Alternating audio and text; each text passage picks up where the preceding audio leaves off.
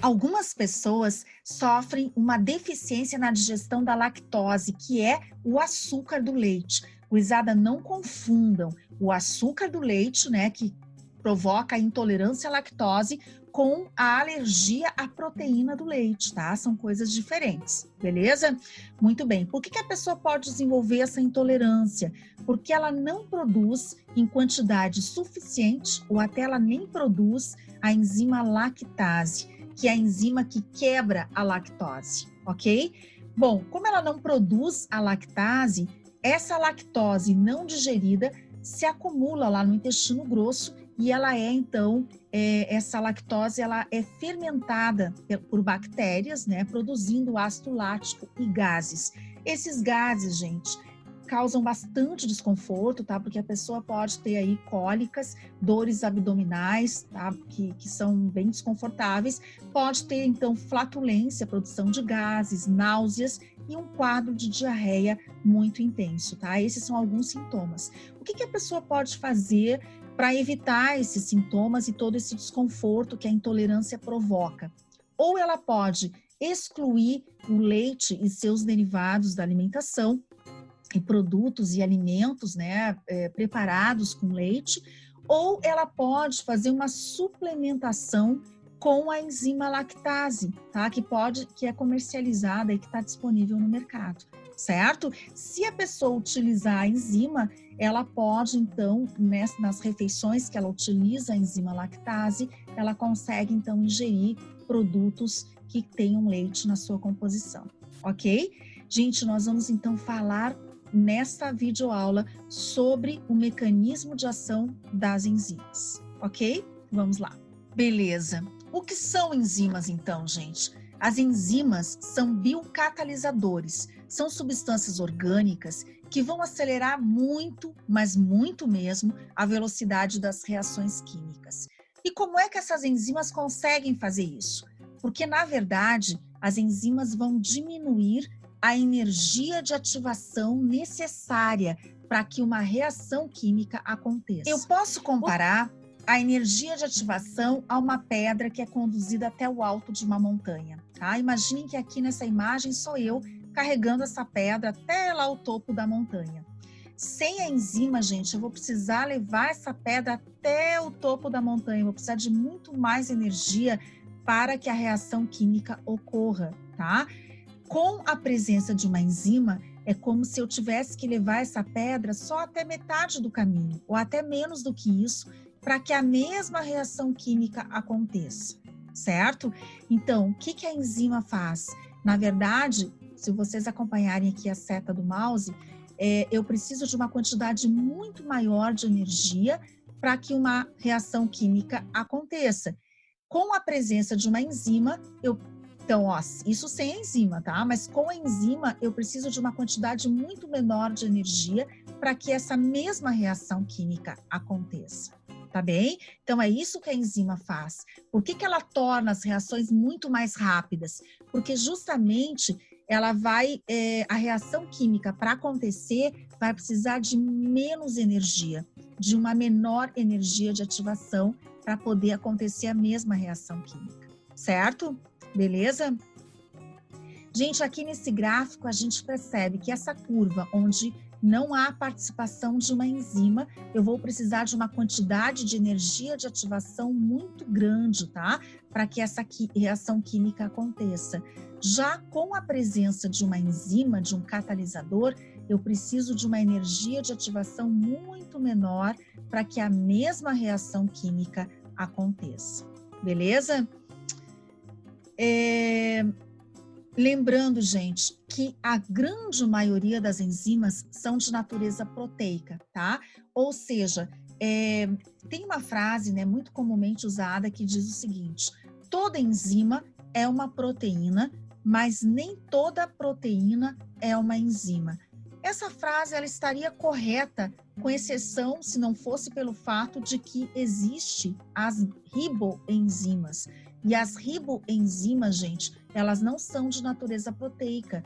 As riboenzimas são moléculas de RNA, tá? Então, essa frase, ela tá correta, com exceção das riboenzimas, tá? As riboenzimas não são proteínas, mas de fato a grande maioria das enzimas são de natureza proteica mesmo, tá certo, gente? Cada enzima tem uma região chamada de sítio ativo ou centro ativo, que é o local, gente, onde o substrato vai se encaixar com a enzima, tá? Então, aqui vocês podem ver o sítio ativo desta enzima, é nessa região que vai se encaixar o substrato. O que é o substrato, gente? O substrato é uma substância sobre a qual as enzimas atuam, tá? É a substância sobre a qual a enzima vai atuar. Lembrando, gente, que cada enzima ela atua sobre um substrato específico, tá? Existe uma alta especificidade entre enzima e o seu respectivo substrato, certo? Isso é bem importante, gente, uma propriedade importante das enzimas, tá? Cada enzima só se encaixa, só atua sobre um determinado tipo de substrato. Beleza, então esse substrato, aqui vai acontecer a reação química, que essa enzima vai acelerar, né? Vai juntar as peças, vai facilitar o processo da reação química, quebrando esse substrato em produtos, tá? Que a gente está vendo aqui, beleza?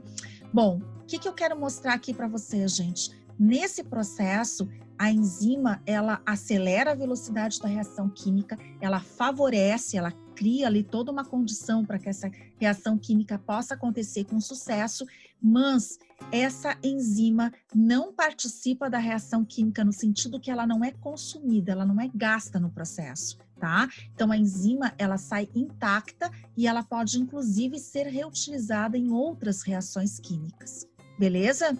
Bom, eu queria mostrar para vocês, gente, um exemplo aqui com a sacarose, tá? A sacarose, vocês devem lembrar que é um disacarídeo, né? Na verdade, um açúcar formado por 2 monossacarídeos unidos entre si. A sacarose é formada pela glicose e pela frutose unidas entre si, tá? Beleza. Essa sacarose, gente, ela vai ser quebrada pela enzima chamada sacarase, que está representada aqui, ó, tá?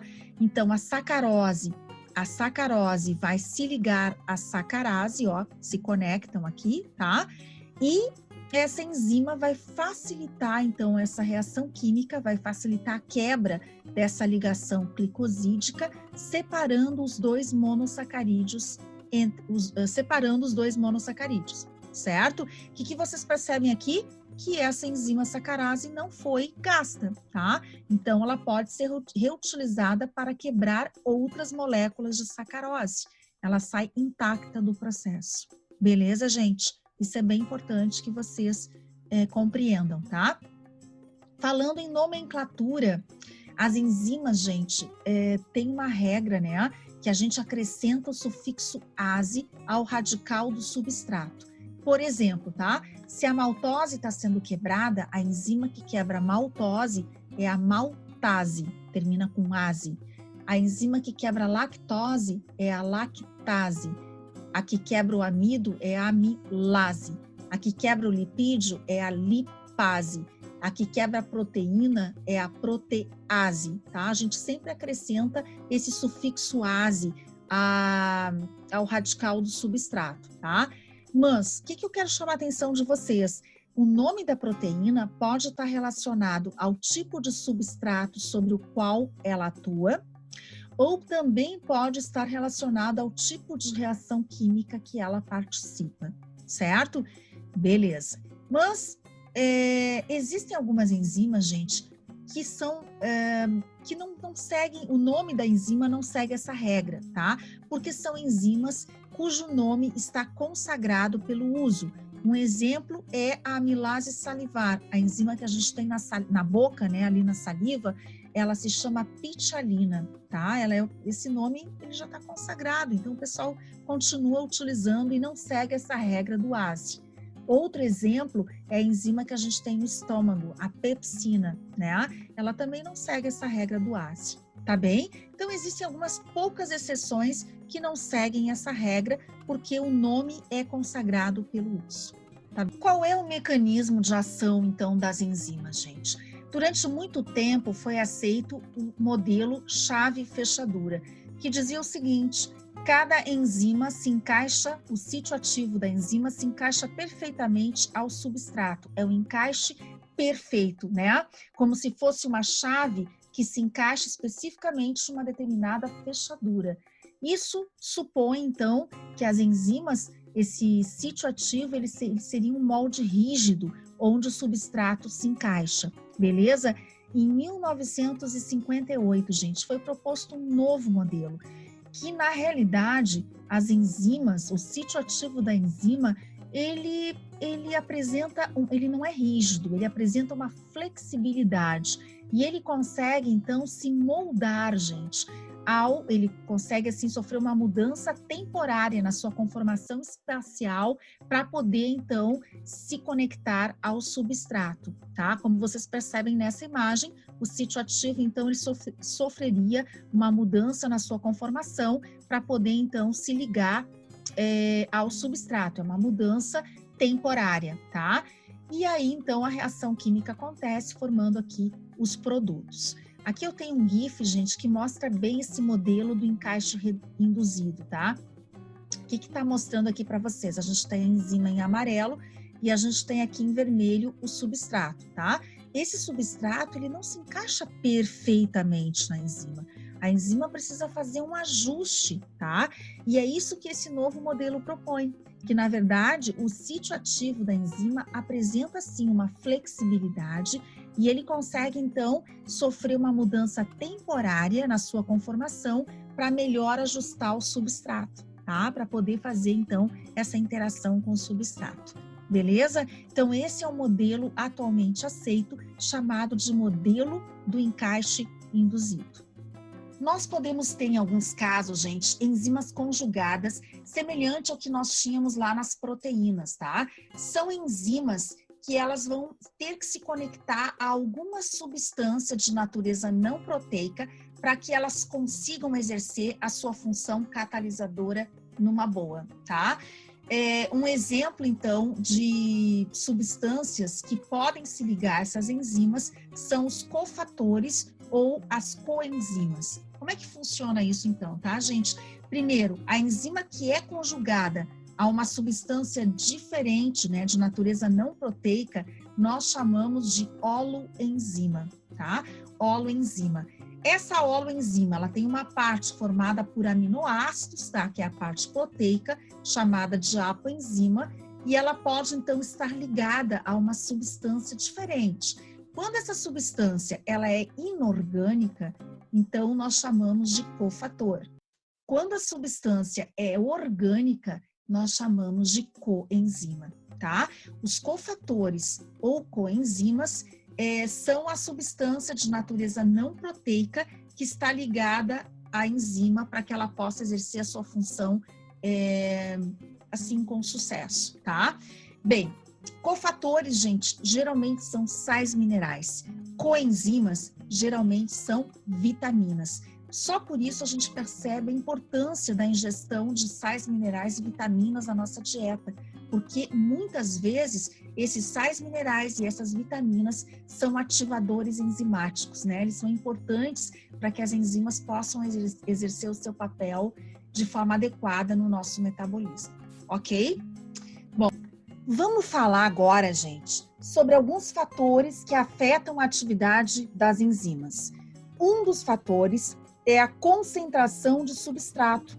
Se nós analisarmos esse gráfico que nós estamos vendo aqui, gente, nós percebemos o seguinte: no eixo do X, a gente tem a concentração de substrato, no eixo do Y, nós temos a velocidade da reação química. O que a gente percebe aqui? Que à medida que aumenta a concentração de substrato, a velocidade da reação química também aumenta, tá?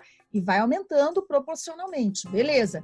Esse aumento, gente, ocorre até um determinado ponto, ok? Esse ponto, gente, eu posso continuar aumentando a concentração do meu substrato, que a velocidade da reação química não sofre mais nenhuma alteração. Ela continua constante, tá? Por quê? Nesse ponto aqui, gente, da curva, é o ponto em que todas as minhas enzimas estão ocupadas. Todas as enzimas estão saturadas. Então, não adianta eu continuar colocando mais e mais e mais substrato, que a velocidade da minha reação química não sofre alteração. Ok? Beleza? Então, concentração de substrato, gente, vai aumentar. Quanto mais substrato, maior a velocidade da reação química, mas só até um determinado ponto, a partir do qual não adianta eu continuar aumentando a concentração do meu substrato, que a velocidade da reação química não sofrerá alterações. Por que, gente, isso acontece? Repito, porque todas as enzimas estão ocupadas, todas as enzimas estão saturadas. Certo, gente? Beleza? Um outro exemplo de fator que afeta a atividade enzimática é a temperatura, tá? Temperatura, gente, existe uma faixa de temperatura que é, digamos, a ideal para cada espécie, tá? Ó, isso varia de espécie para espécie. Cada espécie vai ter a sua temperatura ótima. A gente pode citar, por exemplo, essas espécies de bactérias, né? Tem algumas bactérias que vivem em fontes termais, as bactérias termófilas. Gurizada, a temperatura ótima para esse tipo de bactéria pode ser em torno de 70 graus, até 80 graus, às vezes até temperaturas mais elevadas, né? Então, cada espécie vai ter a sua temperatura ótima. Mas a gente pode dizer, a grosso modo, que a maioria das espécies de seres vivos tem a sua faixa de temperatura ideal entre 35 e 40 graus, tá? A nossa espécie, gente, a temperatura ótima é 37 graus. Temperaturas acima disso ou abaixo disso podem inativar as enzimas ou podem até, né, a gente sabe disso, que febre alta, por exemplo, 40, 41 graus, pode provocar desnaturação proteica. Pode fazer com que a proteína ela ocorra ruptura, né? Uma temperatura muito elevada pode romper as pontes de hidrogênio da proteína e fazer com que ela mude a sua conformação espacial. Então, essa enzima, ela perderia a sua função biológica. Tá certo, gente? Então, temperatura também interfere na atividade enzimática. E aqui a gente consegue visualizar isso muito bem, né? O que nós estamos vendo aqui? Que existe uma temperatura ótima para a atividade de cada enzima, tá? Como nós falamos, temperaturas muito mais altas ou muito mais ou menores, né, mais baixas, essas temperaturas, gente, elas podem então interferir na atividade enzimática, tá? Outro fator importante que vai interferir na atividade enzimática é o pH. Eu não sei se vocês lembram, gente, o que é pH, né? pH é potencial hidrogeniônico e ele vai avaliar o grau de acidez de uma substância, falando assim de uma forma bem simples, né? Aqui eu tenho uma escala de pH, eu já fiz anteriormente, só estou revisando. Então, a gente tem aqui de 0 a 14, tá? O que essa escala está nos mostrando? De 0 a 14, bem no meio da escala, 7 é o pH neutro, valores abaixo de 7 correspondem a um pH ácido, valores acima de 7 correspondem a um pH básico. Cada enzima, gente, tem um pH específico, tá? Tem um pH ótimo, específico dela. Tem enzima que vai atuar melhor em meio ácido, tem enzima que vai atuar melhor em meio básico e tem enzima que vai atuar melhor em pH e em meio neutro, assim, né? pH neutro, tá? Isso aí varia de uma enzima para outra. Quero mostrar alguns exemplos para vocês de enzimas que nós temos no nosso corpo e que, ó, tem pHs muito distintos, tá? A enzima que a gente tem na boca, aqui na saliva, né? A amilase salivar, a pitialina, é uma enzima, gente, que vai atuar melhor em pH neutro. Então, o pH em torno de 7 é o pH onde essa enzima atinge o seu grau máximo de eficácia. É onde ela vai ter a atividade máxima, certo? Já a pepsina, que é uma proteína que nós temos no estômago, ela é ativada pelo meio ácido, ok? Então, a pepsina, o pH ideal para ela é em torno de 2, que é um pH ácido pra caramba, gente. A tripsina, por sua vez, é uma enzima que nós encontramos lá no intestino e ela vai atuar num pH em torno de 8,5, que é um pH básico. Tá? O que isso aqui está mostrando para a gente? Que cada enzima tem o seu pH ótimo, ideal de funcionamento, tá bem? E isso varia de uma para outra. Beleza, gente? Algumas substâncias podem ser produzidas na sua forma inativa, tá? E elas são chamadas genericamente de zimogênio. Como exemplo, nós podemos citar justamente a proteína a enzima que nós estamos conversando agora, gente, que é a pepsina. A pepsina, ela é produzida numa forma inativa, chamada pepsinogênio, e que na presença de ácido clorídrico, quando o ambiente, então, do estômago está ácido, né? Essa enzima é convertida na sua forma ativa, que é a pepsina. Beleza? Então, quando a gente come alguma coisa que vai ativar, né, a produção de suco gástrico contendo o ácido clorídrico, o pepsinogênio, que está na sua forma inativa, se converte em pepsina, que é a forma ativa da proteína, certo? Então, existem algumas substâncias, gente, que funcionam como ativadores enzimáticos. Entretanto, nós temos também substâncias que podem funcionar como inibidores enzimáticos, tá? Essa substância, gente, bloquear a ação da enzima. Vocês devem lembrar que há muitos anos atrás ocorreu um acidente lá em Santa Maria, aqui no Rio Grande do Sul, na Boate Kiss, né? O que aconteceu lá, gente? Muitas vidas foram perdidas naquela noite, naquela madrugada, 242 mortes no total, não só no dia, né? Mas depois, assim, ao longo do tempo. E o que aconteceu?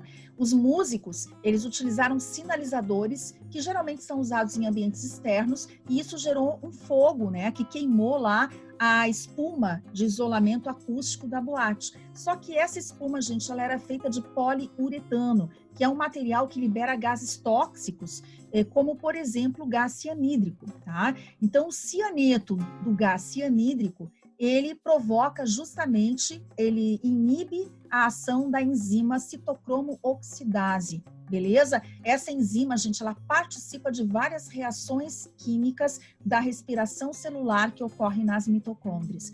Com isso, muitas pessoas, infelizmente, né, perderam a sua vida naquela noite, tá, gente? Mas o cianeto é um exemplo, o gás cianídrico, né, que, na verdade, o íon cianeto resultante do gás cianídrico é um exemplo de inibidor enzimático. Pessoal, existe duas formas de fazer essa inibição enzimática. A gente fala em inibição competitiva, mas a gente pode ter também uma inibição não competitiva, tá? Primeiro, vamos falar dos inibidores competitivos. Aqui a gente tem uma enzima, nessa imagem vocês estão vendo, tá? Aqui tem uma legenda dessa imagem, perdão, e essa enzima, ela tem o seu sítio ativo. O sítio ativo, gente, é essa depressão que vocês estão vendo aqui, é onde o substrato vai se conectar com a enzima, tá? Beleza, aqui a gente tem os bloquinhos verdes e amarelos, tá? Os verdes representam moléculas inibidoras, os amarelos estão representando o substrato. Quando essa molécula inibidora se liga ao sítio ativo da enzima, ela impede que o substrato, que deveria, digamos que seria a molécula, né, que deveria se ligar a esse sítio ativo, não consegue mais se ligar. O substrato não consegue se ligar à sua enzima, tá? Se o substrato não liga à sua enzima, ele não consegue, as reações químicas ficam, então, bloqueadas, tá? Elas terminam não acontecendo, tá? Um exemplo, gente, esses inibidores competitivos, eles têm sido muito usados pela indústria farmacêutica. Um exemplo é o antibiótico penicilina. A penicilina, vocês sabem que penicilina foi o primeiro antibiótico descoberto, né? A gente sabe que antibiótico mata bactéria e, na verdade, como é que a penicilina faz, tá? Ela atua, a molécula da penicilina, gente, atua como um inibidor competitivo, tá? Então, olhem só essa imagem, aqui a gente tem uma enzima normal, tá? Ligada ao seu substrato. Vocês percebam, gente, que aqui está o sítio ativo da enzima, tá? Onde o substrato se conecta a ela. Os inibidores competitivos, geralmente, eles têm uma conformação espacial semelhante, bem semelhante ao substrato. Então, esse inibidor competitivo termina se ligando ao sítio ativo da enzima e termina competindo com o substrato por esse sítio ativo, tá? Então, por que é um inibidor competitivo? Porque ele compete, gente, ele compete com o substrato pelo sítio ativo da enzima. No caso específico da penicilina, qual é o resultado disso, né? Na verdade, a reação responsável pela formação da parede da bactéria fica bloqueada. Então, a bactéria não forma parede celular, ela fica vulnerável e morre. É assim que acontece, então, a eliminação das bactérias pela penicilina, tá bom?